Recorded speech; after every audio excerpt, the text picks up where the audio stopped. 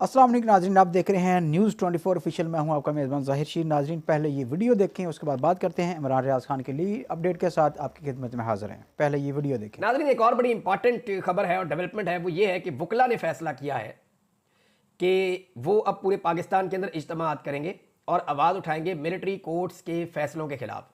फ़ौजी अदालतें तो अदालतें ही नहीं होती ना, तो उनके फैसले की औकात क्या है। लेकिन फ़ौजी अदालतों ने सिविलियन को सज़ाएँ सुना दी हैं और अभी तक जो 100 से ज़्यादा लोगों को सज़ाएँ सुनवाई गई, किसी एक का भी फैसला सामने नहीं आया। वो बेचारों ने जो रहम की अपीलें की थी या उनसे करवाई गई थी वो तो सामने आ गई फटाफट, आर्मी चीफ के दफ्तर से लीक हो गई, लेकिन जो फैसला है वो अभी तक लीक नहीं हुआ। कोई एक फैसला भी सामने नहीं आया कि किस बुनियाद के ऊपर किस मुलजिम को क्यों सजा दी गई और उसका जुर्म क्या था, ताकि वो बेचारे जाके अपीलें करें। तो उन्हें कहा जा रहा है कि अपीलें छोड़ो, रहम की अपीलें करो, वहां से हम आपको छोड़ देते, आप अदालतों में अपीलें ना करो। लेकिन वो फैसले सामने आने चाहिए, पता चलना चाहिए। वकला ने, जो खासतौर पर इंसाफ लॉयर फोरम है, उन्होंने ये ऐलान किया है कि पूरे मुल्क में मिलिट्री कोर्ट के फैसलों के खिलाफ अब इज्तिमात मुनक्कद किए जाएंगे और इसके हवाले से वकला में और सोसाइटी में जो है वो अवेयरनेस फैलाई जाएगी। एक और चीज़ आपको बड़ी अजीब बताता हूँ नाज़रीन, इमरान खान साहब का जो अलकादर यूनिवर्सिटी वाला एक फैसला है वो 18 दिसंबर को महफूज हो गया था और ये कहा गया था कि 23 दिसंबर को सुना दिया जाएगा। 23 को पता चला कि जज साहब नहीं सुना रहे, 6 तारीख को सुना दिया जाएगा, क्योंकि मुज़ाकरात चल रहे थे। 6 को पता चला जी मुज़ाकरात क्योंकि और आगे चले गए हैं, अब 6 का पता चल रहा है, अभी भी नहीं सुनाया जा रहा। यानी आप अंदाज़ा करें कि पाकिस्तान तहरीके इंसाफ के साबिक वज़ीर-ए-आज़म इमरान खान साहब जो हैं, उनका केस चला अदालत में और पहले फैसला महफूज हुआ, फिर जब सुनाना था तब नहीं सुनाया, लंबी डेट दी गई, अब जब दोबारा सुनाना है तो तब नहीं सुनाया जा रहा, फिर डेट देने की बात हो रही है। और मजे की बात यह है कि पाकिस्तान की जो मिलिट्री एस्टेब्लिशमेंट से खबर लेने वाले सहाफ़ी हैं जो उनके बहुत करीब हैं, उन्होंने ये पहले बता दिया था। यानी जज ने या जो जुडिशियल सिस्टम है उसने नहीं बताया, इमरान खान के वकीलों को नहीं पता, जो कोर्ट रिपोर्टर थे उनको नहीं पता, वो बेचारे इस बारे में जानते ही नहीं है। उन्हें पता ही नहीं है कि जनाब क्या फैसला हो रहा है या ये फैसला आएगा या नहीं आएगा, वो नहीं जानते। लेकिन जो मिलिट्री एस्टेब्लिशमेंट को कवर करने वाले या उनके करीब रहने वाले जो सहाफ़ी हैं, वो इसको ब्रेक कर देते हैं जनाब कि 6 तारीख को भी फैसला नहीं आ रहा।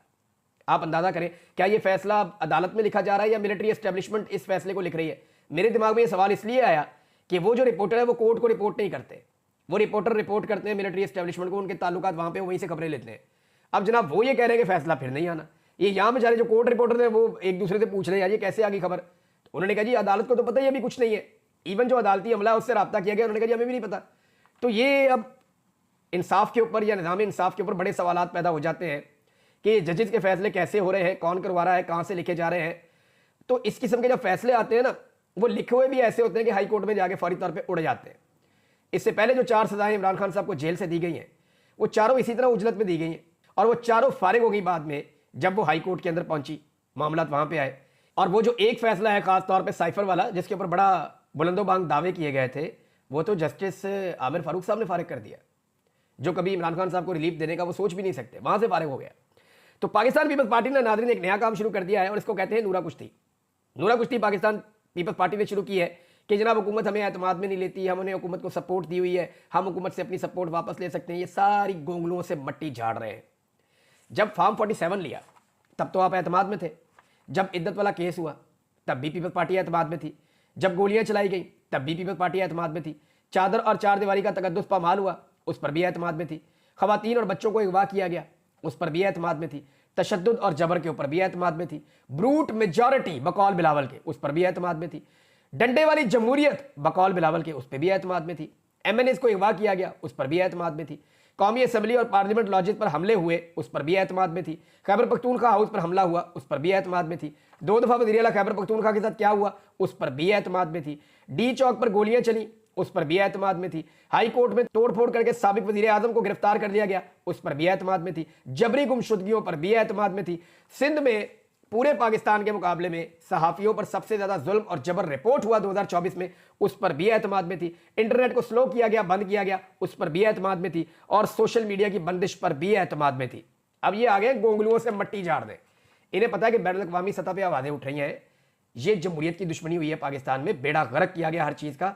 तो अब वो बिलावल जो हर जुल्म और जबर का हिस्सा है वो आ गया मैदान के अंदर कि नहीं जी मैं इसका हिस्सा नहीं हूं। ये पीएमएलएन वाले थोड़े दिनों में बताएंगे कि बिलावल किस जुर्म में कितना शरीक था और शरीके जुर्म था, लिहाजा ये बरी ज़िम्मा इस सारे मामले से नहीं हो सकता। हुकूमत ने नाज़रीन बड़े अजीबोगरीब दावे किए थे। यानी इस हुकूमत का दावा था कि यानी ऐसे ऐसे दावा किए कि अगर आप इकट्ठा करें तो 100 अरब डॉलर से ज़्यादा की इन्वेस्टमेंट बनती है जो पाकिस्तान में अब तक आ चुकी है। ये अखबारी खबरों के मुताबिक मैं आपको बता रहा हूँ। अगर आप अखबारी खबरें देखें तो ये सऊदी अरब से आए जनाब 50 अरब डॉलर की इन्वेस्टमेंट सऊदी अरब से आ रही है।